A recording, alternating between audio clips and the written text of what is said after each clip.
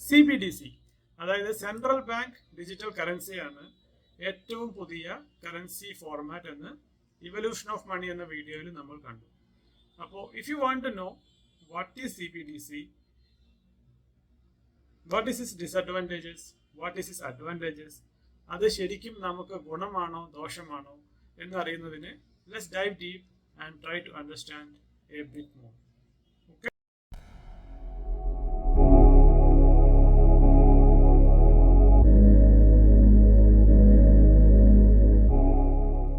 ഈ വീഡിയോയിൽ പറയുന്ന കാര്യങ്ങൾ തികച്ചും എഡ്യൂക്കേഷനും എൻ്റർടൈൻമെൻറ്റിനും വേണ്ടി മാത്രമുള്ളതാണ്.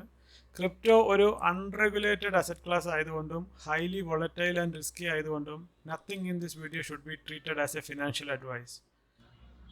യെസ്, അതെ ഗൈസ്, എന്താണ് CBDC? CBDCയുടെ ഫുൾ ഫോം എന്ന് പറയുന്നത് സെൻട്രൽ ബാങ്ക് ഡിജിറ്റൽ കറൻസി എന്നാണ്. അപ്പോൾ അതിൻ്റെ പേര് പറയുന്നത് പോലെ തന്നെ അത് സെൻട്രൽ ബാങ്ക് കൺട്രോൾഡ് ആണ് ആൻഡ് ഡിജിറ്റൽ കറൻസിയാണ്. യെസ്, സോ അതിലെന്താണ് പുതുമ?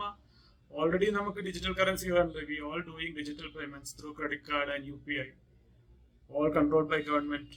So what is the difference actually? അതാണ് ഈ വീഡിയോയിൽ നമ്മൾ നോക്കാൻ പോകുന്നത്. ഓക്കെ, സോ പ്രീവിയസ് എപ്പിസോഡിൽ നമ്മൾ കണ്ടു ബ്ലോക്ക് ചെയിൻ്റെ അഡ്വാൻറ്റേജസ്. അതായത് ബ്ലോക്ക് ചെയിൻ എന്ന് പറഞ്ഞാൽ ഒരു പിയർ ടു പിയർ കമ്മ്യൂണിക്കേഷൻ സിസ്റ്റമാണ്, ഇമ്മ്യൂട്ടബിൾ ലെഡ്ജർ ആണ്, ട്രാൻസ്പെറന്റ് ആണ്. ഓക്കെ, അപ്പൊ ബ്ലോക്ക് ചെയിൻ്റെ നല്ല വശങ്ങളും കറണ്ട് ബാങ്കിങ്ങിന്റെ നല്ല വശങ്ങളും സെൻട്രൽ ഗവൺമെന്റിന്റെ ലയബിലിറ്റി കമ്മിറ്റ്മെന്റ്സും ഇത് മൂന്നും കൂടി ചേർത്തിട്ട് ഉണ്ടാക്കിയ ഒരു കംപ്ലീറ്റ്ലി ന്യൂ പേയ്മെന്റ് സിസ്റ്റമാണ് CBDC. ബ്ലോക്ക് ചെയിൻ്റെ വീഡിയോ കണ്ടപ്പോൾ നമ്മൾ പറഞ്ഞു അവിടെ കോഡ് ഈസ് ലോ ആണ്. എന്തെങ്കിലും ഒരു സ്കാം നടന്നാൽ അല്ലെങ്കിൽ എന്തെങ്കിലും ഒരു തെറ്റ് പറ്റിയാൽ അത് ചോദിക്കാനും പറയാനും ആരുമില്ല. There is nobody is liable for our losses. പക്ഷെ ഇവിടെ സെൻട്രൽ ഗവൺമെന്റ് ഉണ്ട്. അപ്പൊ അതുകൊണ്ട് ഈ മൂന്ന് എൻറ്റിറ്റിയുടെയും കൂടി നല്ല ഭാഗങ്ങൾ എടുത്തുകൊണ്ട് ഉണ്ടാക്കിയിട്ടുള്ള ഒരു കറൻസിയാണ് CBDC. അപ്പൊ തൽക്കാലം നമുക്ക് ഇത്രയും മനസ്സിലാക്കാം. That is peer to peer between two entities, and it is blockchain based, immutable, and central government owns the liabilities.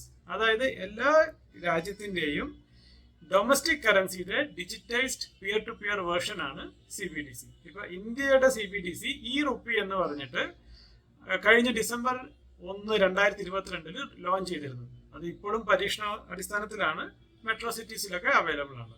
Okay, so now we have to explore what are the different types of CBDCs. ഈ ഇതിൽ കാണുന്നത് പോലെ 3 തരത്തിലുള്ള CBDC ഉണ്ട്. ഒന്ന് indirect CBDC, വേറൊന്ന് direct CBDC, പിന്നൊന്ന് hybrid CBDC. അതില് മൂന്നിലും കോമൺ ആയിട്ടുള്ള ഫാക്ടർ എന്താണെന്ന് വെച്ചാൽ it is controlled by central bank. അതായത് യൂസേഴ്സിന്റെ പേയ്മെന്റ്സും കാര്യങ്ങളും directly controlled by central bank. Indirect CBDCയില് സെൻട്രൽ ബാങ്ക് കൊമേഴ്ഷ്യൽ ബാങ്ക്സിന്റെ വഴി മർച്ചന്റ്സും റീറ്റെയിലേഴ്സും ആയിട്ടുള്ള ട്രാൻസാക്ഷൻസ് മാനേജ് ചെയ്യും. അതേസമയം ഡയറക്റ്റ് CBDCയില് there is no intermediary. Centralized government is directly controlling you and me or any merchant. I mean, it's controlling the common people. പിന്നെ ഹൈബ്രിഡ് CBDC എന്ന് പറഞ്ഞാൽ ഇതിന്റെ ഇടയ്ക്കുള്ള ഒരു മോഡലാണ്. അതായത് സെൻട്രൽ ബാങ്ക് ചില ഓതറൈസ്ഡ് പേയ്മെന്റ് സിസ്റ്റംസ് വഴി മെർച്ചന്റ്സിനും നമ്മുടെ അടുത്ത് ഇന്ററാക്ട് ചെയ്യുന്നു. ഇതാണ് 3 തരത്തിലുള്ള CBDC. ഐ തിങ്ക് ഇന്ത്യയിൽ ഇപ്പൊ പരീക്ഷണാടിസ്ഥാനത്തിലുള്ള CBDC എന്ന് പറയുന്നത് ഇൻഡയറക്റ്റ് CBDC ആണ്. കാരണം currently still we need to go to bank and through bank Erupi is working. അതാണ് എൻ്റെ അണ്ടർസ്റ്റാൻഡിങ്.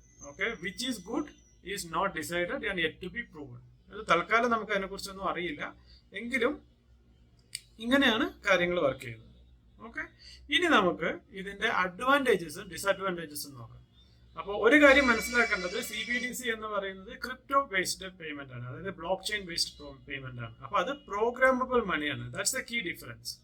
Erupi is programmable. എന്ത് ടൈപ്പ് ഓഫ് പ്രോഗ്രാമബിലിറ്റിയാണ് അതിൽ വരുന്നത്? അതായത് അത് ആർക്ക് അയക്കണം എന്നുള്ളത് ഒരു കാര്യം, ദാറ്റ് ഈസ് അവൈലബിൾ. ഏതൊക്കെ സ്ഥലത്ത് അത് സ്പെൻഡ് ചെയ്യാൻ പറ്റും എത്ര ടൈമിന്റെ ഉള്ളിൽ അത് സ്പെൻഡ് ചെയ്യണം എന്നുള്ള കാര്യങ്ങളൊക്കെ ആ മണി ആ വാലറ്റ് അഡ്രസ്സിൽ പ്രോഗ്രാം ചെയ്ത് വെക്കാൻ പറ്റും. ഒരു എക്സാമ്പിൾ പറയുകയാണെങ്കിൽ, ഇപ്പോൾ ഗവൺമെന്റ് ഇപ്പോൾ നിങ്ങളുടെ അടുത്തൊരു ഇറുപ്പി വാലറ്റ് ഉണ്ടെങ്കിൽ അതിൽ ഗവൺമെന്റ് ഒരു 10 rupees ഇറുപ്പി ഡെപ്പോസിറ്റ് ചെയ്താൽ അത് between next 3 days in this location only in this store can be spent എന്ന് ഗവൺമെന്റിന് പ്രോഗ്രാം ചെയ്യാൻ പറ്റും. ഓക്കെ, അപ്പൊ അതാണ് ഇതിന്റെ മെയിൻ അഡ്വാൻറ്റേജ് ആയിട്ട് പറയുന്നത്. അപ്പോൾ let's take an example and try to understand its merits and demerits. എന്നിട്ട് നമുക്ക് തീരുമാനിക്കാം whether it is good or bad for us. Okay, so നമുക്കൊരു സിനാരിയോ വിചാരിക്കാം. ഒരു രാജ്യത്ത് ഇപ്പോൾ let's take a calamity of Covid. നമ്മുടെ രാജ്യത്ത് കോവിഡ് പോലത്തെ ഒരു പ്രതിസന്ധി വന്നു. സോ എല്ലാവർക്കും ജോലി നഷ്ടമായി, വരുമാനം നഷ്ടപ്പെട്ടു. So everybody is struggling. So government want to stimulate economy. So what they do? So government കുറച്ച് ഫണ്ട് റിലീസ് ചെയ്യാന്ന് വിചാരിച്ചു. കറന്റ് പ്രോസസ്സ് പ്രകാരം ഗവൺമെന്റ് ഫണ്ട് ഒരു മെയിൻ ഏജൻസിക്ക് വന്ന് അവിടെ നിന്ന് വേറൊരു ഏജൻസിക്ക് വന്ന് അങ്ങനെ ഒരു ലോക്കൽ പർട്ടിക്കുലർ ഏരിയയിലേക്ക് എത്തുമ്പോഴേക്കും അതിന്റെ പ്രോസസ്സിൽ കുറെ കാശ് ലോസ് ആയി പോയിട്ടുണ്ടാകും. സോ അതിന് ഒന്നാമതൊരു ഡിലേ ഉണ്ട്. ഇപ്പോൾ ഒരു ഗവൺമെന്റ് ഫണ്ട് റിലീസ് ചെയ്താൽ അതിൽ അഫക്റ്റ് ആയ ആൾക്കാർക്ക് എത്തണമെങ്കിൽ ഇതൊരു ഹ്യൂജ് ടൈം. ഇപ്പോൾ കോവിഡ് അല്ലെങ്കിൽ ഒരു സ്ഥലത്തൊരു ഫ്ലഡ് ഉണ്ടായാൽ അതിൽ അഫക്റ്റ് ആയിട്ടുള്ളവർക്ക് കാശ് കിട്ടുന്നത് കുറേ ഡിലേ ആയിട്ടാണ്. പക്ഷെ if it is a direct payment, government can send the money directly to the affected people's wallet. So it is very fast, there is no loss. ആ വാലറ്റിലുള്ളവർ എങ്ങനെയാണ് ഇത് ചെലവാക്കുന്നത് എന്നുള്ളത് ക്യാൻ ബി മെയ്ഡ് പബ്ലിക്, അല്ലേ? So it is transparent. അപ്പൊ ഇതൊക്കെയാണ് ഇതിന്റെ അഡ്വാൻറ്റേജസ് എന്ന് പറയുന്നത്. അപ്പൊ ആ കിട്ടിയ കാശ് എങ്ങനെ ചെലവാക്കണം എന്നുള്ളതും കൂടി ഗവൺമെന്റിന് പറയാം. കാരണം ഇതൊരു പ്രത്യേക ഒരു വില്ലേജില് ഒരു ഫ്ലഡ് വന്നു, അതിൽ അഫക്റ്റ് ആയിട്ടുള്ള പാവപ്പെട്ടവർക്കാണ് കൊടുക്കുന്നത്. So this money can be spend only on food or medicine എന്ന് അതിൽ പ്രോഗ്രാം ചെയ്യാം. എവിടെ? Only on government authorised stores like ration shop or Neethi medicals. അങ്ങനത്തെ നീതി മെഡിക്കൽസ് എന്നോ ഇങ്ങനെയുള്ള ഗവൺമെന്റ് അപ്രൂവ്ഡ് ആയിട്ടുള്ള സ്ഥാപനങ്ങളിൽ നിന്ന് ഇന്ന പർപ്പസിന് മാത്രമേ ഈ കാശ് ചെലവാക്കാവൂ എന്ന് ഗവൺമെന്റിന് പ്രോഗ്രാം ചെയ്യാം.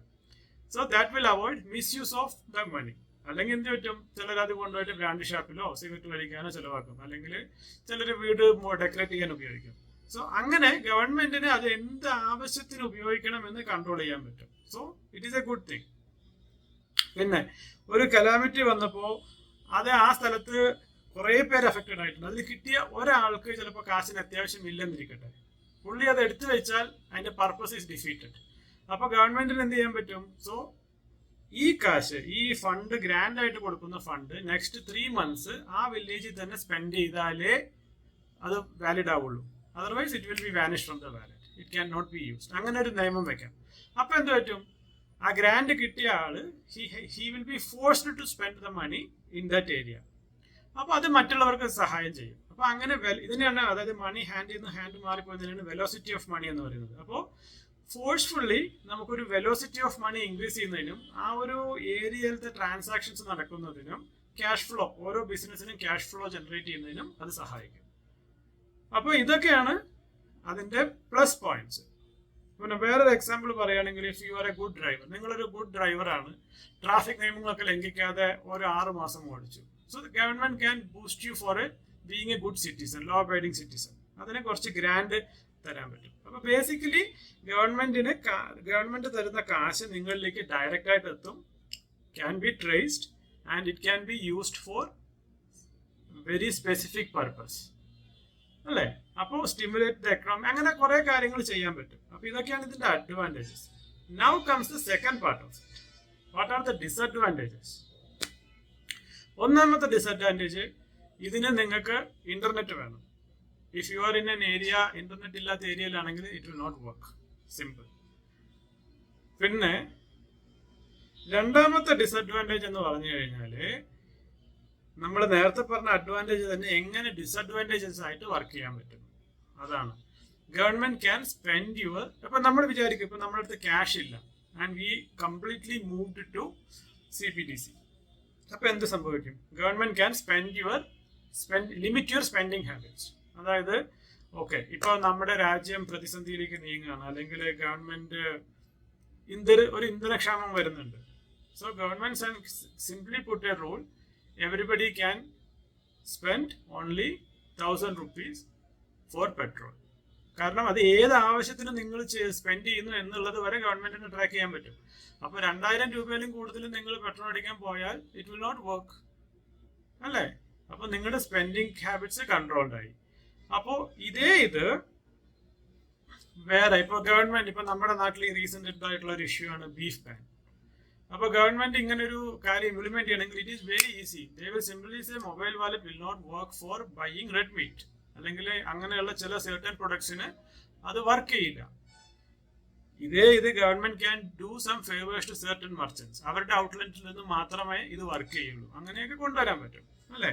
പിന്നെ വേറെ ഒരു ഇപ്പോ നമ്മൾ നേരത്തെ പറഞ്ഞ ഒരു ഏരിയയിൽ തന്നെ ഗവൺമെന്റ് സ്പെൻഡ് ചെയ്യണമെന്ന് ഇതാക്കാൻ പറ്റും. അത് ഗവൺമെന്റ് തരുന്ന ഗ്രാന്റിന്റെ കാര്യത്തിലാണ് നമ്മളത് പറഞ്ഞത്. പക്ഷേ നമ്മുടെ സ്വന്തം money, if the government say you can spend it only within the same district, അപ്പൊ പുറമെ ഒന്ന് പോയിട്ട് നമുക്കൊരു പർച്ചേസ് നടത്തണം എന്ന് പറഞ്ഞാൽ അത് പറ്റില്ല. അപ്പൊ നമ്മുടെ ആവശ്യങ്ങൾ നടക്കില്ല. നമ്മൾ ആ ലോക്കലായിട്ട് കിട്ടുന്ന ഏരിയയിലുള്ള സാധനങ്ങൾ വെച്ച് തൃപ്തിപ്പെടേണ്ടി വരും, അല്ലേ? ഇപ്പൊ വേറൊരു എക്സാമ്പിൾ പറയുകയാണെങ്കിൽ, ഇപ്പൊ കോവിഡ് വന്നു, ഗവൺമെന്റ് വാക്സിനേഷൻ എടുക്കണം. അപ്പൊ നമുക്ക് എല്ലാവർക്കും ഉണ്ടായിരുന്നൊരു കൺഫ്യൂഷനാണ്, വാക്സിനേഷൻ ശരിക്കും വേണോ, അത് പ്രോപ്പറായിട്ട് ടെസ്റ്റ് ചെയ്യുന്നതാണോ എന്ന്.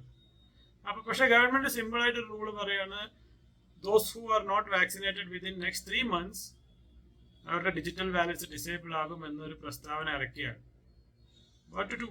ഇറ്റ്സ് കംപ്ലീറ്റ്ലി ഗോൺ, അല്ലേ? പിന്നെ ഇത്രയും കൺട്രോൾസ് വരുമ്പോൾ, അതായത് ആര് അവരുടെ കാശ് എവിടെ, ഏതിനൊക്കെ, എങ്ങനെയൊക്കെ, എത്ര ചുറ്റളവില്, ഏത് കാലയളവിൽ സ്പെൻഡ് ചെയ്യണം എന്ന് ഒരു എൻറ്റിറ്റിക്ക് തീരുമാനിക്കാൻ പറ്റുകയാണെങ്കിൽ it simply means there is A high concentration of power. അത്രയും പവർ ഒരു എൻറ്റിറ്റിക്ക് കിട്ടിയാൽ don't you think they can control that country, അല്ലേ? അവിടുത്തെ ബാക്കി എല്ലാ സിസ്റ്റവും അവരെ ഡിപ്പെൻഡന്റ് ആയിട്ട് പോകില്ലേ?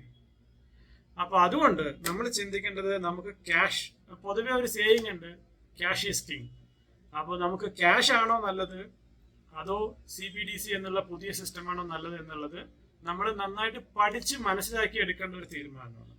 ഈ വീഡിയോയിൽ of course we have seen it's benefits and demerits, അല്ലേ? ഇനി നമ്മളാണ് ഒരു തീരുമാനം എടുക്കേണ്ടത്. What is your opinion? അത് താഴെ കമന്റ് ബോക്സിൽ മെൻഷൻ ചെയ്യും. If you like this video, please subscribe and share it with your friend. This is Webin Andrews. I'll be coming with another video.